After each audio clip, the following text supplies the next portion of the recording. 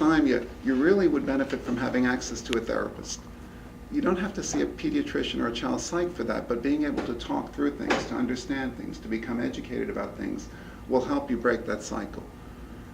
If you've reached a point where you have conduct disorder, where you have a child who's vandalizing or drinking or drugging, then the sad thing is all of those kids are wonderful kids. When they come into my office, no matter how nasty they are in your home, and maybe it's never in your home, but in somebody's home, if they're not in your home, when they come into my office, they cry like babies.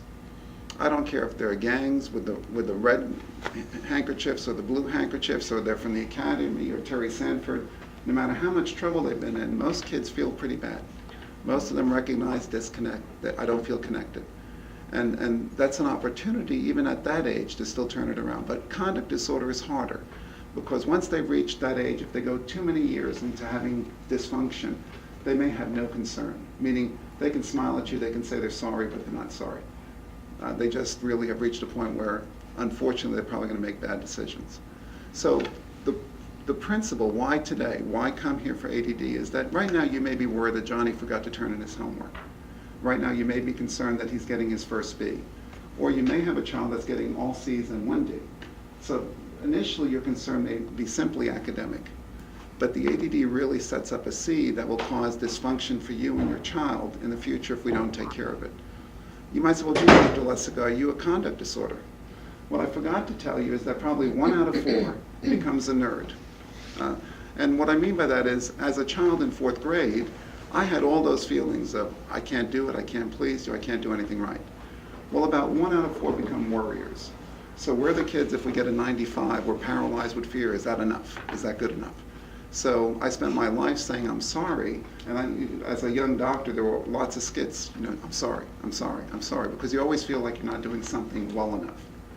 So this ADD, even if you don't become a conduct disorder, still can cause dysfunction in your life. And I think as a result, helping your child grow through this, helping a family grow through this, will really help your son and daughter have confidence so that they can go out and make the difference in the world that they were meant to have. And it doesn't mean you have to be a rocket scientist or you have to be the rock star, just to have a happy life. And that's the ultimate hope for these children. If you say, well, Doc, you're blaming ADD for a lot, what else happens? What you need to know is that children with ADD have about a 1 in 5 chance of having an additional learning disorder. So what happens if you come to see Dr. Lessica and he gives you a decent medicine and Johnny's focusing better? Homework is getting done in 1 hour instead of 3 hours. He's actually turning in 95% of his homework instead of 50%. But he's still having trouble in math, or he's still having trouble in reading. We recognize that probably anywhere from 1 out of 5 to 1 out of 6 can have a specific learning disorder. If you say, gee, John, Doc, can you diagnose that? No, I actually look to my colleagues. I look to my psychologists that are out there in the community who sometimes in the school system, they do one set of testing, but then sometimes we'll look in the private sector. But there's some wonderful psychologists. We have a town full of wonderful, competent people who can help say, Johnny may have ADD, but he also has a reading disorder. Or Johnny may have ADD, but he also may have an arithmetic disorder. So we call that, on the medical side, comorbidities. So we know that ADD can start with ADD. You can develop the dysthymia, I'm not so good, not so smart. We can become defiant. We can become conduct disorder. But on top of that, these poor kids have a 1 in 5, 1 in 6 chance of having another learning issue. The other thing that we sometimes do is we sometimes sniff, blink, clear throat. So these poor kids have ADD, but we know that some of these children also have tics. And you might say, well, okay, so they blink or twitch, who cares? Well, the bad thing is if they have tics, some of these kids tend to be more obsessive compulsive. So these kids are the kids who like to have things that are quite rigid. We like things a certain way. And if you say we're going to go to the mall on Friday, in your mind you might have meant, I hope to go to the mall on Friday. But if you tell the child who's obsessing, we're going to go to the mall on Friday, you're going to have a meltdown Friday at 3:15 if you're not at the mall. So I'm not suggesting that you do what your child wants, but you have to understand if you have a child that thinks that way, you learn to never say, we will. Mommy, can we go to the movie? Well, we'll think about it. Can we go to McDonald's? Gee, I'm not sure. But if you say, yes, that sounds great, and you don't do it, You're a wonderful parent. You may have a great reason for not doing it, but you're setting your child up to have a conflict with you. So if you have a child who has tics, if we sniff, if we blink, if we shrug, sure, it could be the pollen that's coming out shortly. But many of our children with ADD do have tics, and they have a higher chance of having a tic disorder.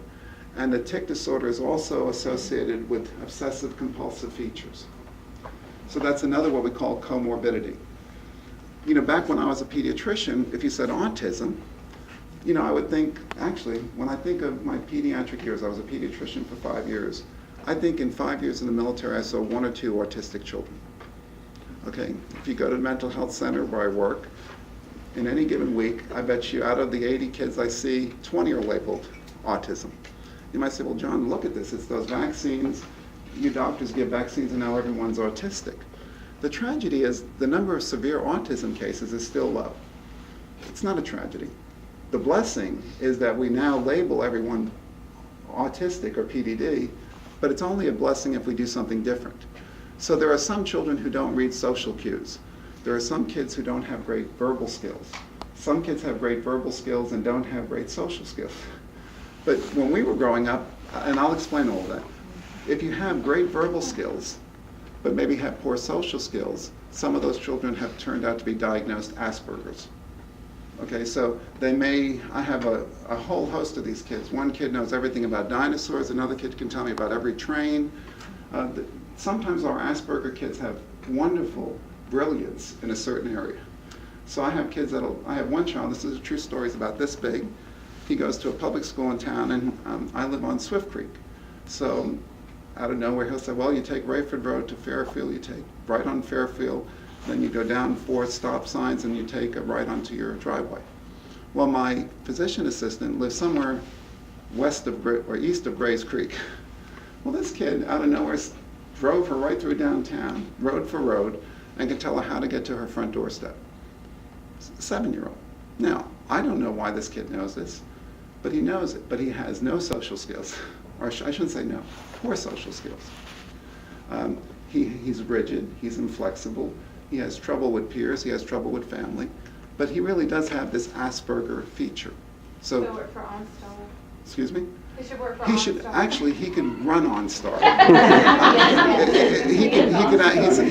He was telling me about San Francisco because my daughter, I probably talk too much, but I said, my daughter's going to San Francisco. And I said, well, where's she going? I said, well, I think her boyfriend is on Greenwich Street. And he says, oh, da-da-da-da-da-da-da-da-da-da.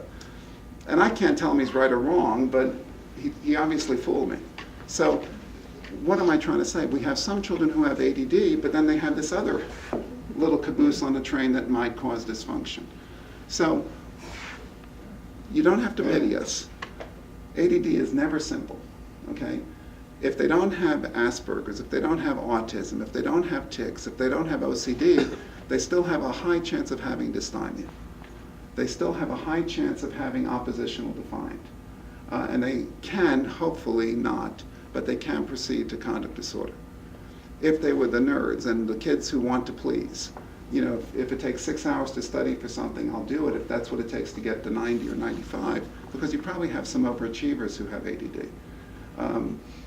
We'll do it. It doesn't mean that we're not damaged. We may not be causing dysfunction. We may not be giving you a lot of heartache, but we still have our own internal dysfunction that we have to get through if we're ever going to be successful in life. So what can we do? This purpose, I feel like I've just given you the horrible news. The market's collapsed. We can't pay our bills. This would be an awful job. It would be an awful job. In fact, I consider it almost a ministry, but it would be an awful thing to do if we couldn't change things. I wouldn't be here today. It would be a waste of my time and a waste of your time. If you have a child who has dysfunction, the first thing is to watch. Most parents say, Doc, you don't understand. I know my child. We already have the dysfunction. We don't have to watch anymore. But being thoughtful, you don't want to just label children ADD. If you look at that list and discover, you know what, this doesn't fit, then that's wonderful. Sometimes children might just be adjusting to the environment. But if homework takes a long time, if he loses things, if he forgets things, if he procrastinates, if you tell him 10 times to throw out the garbage, if he had, please do not feel safe, well, maybe you please feel safe if you want to feel safe. If you have a child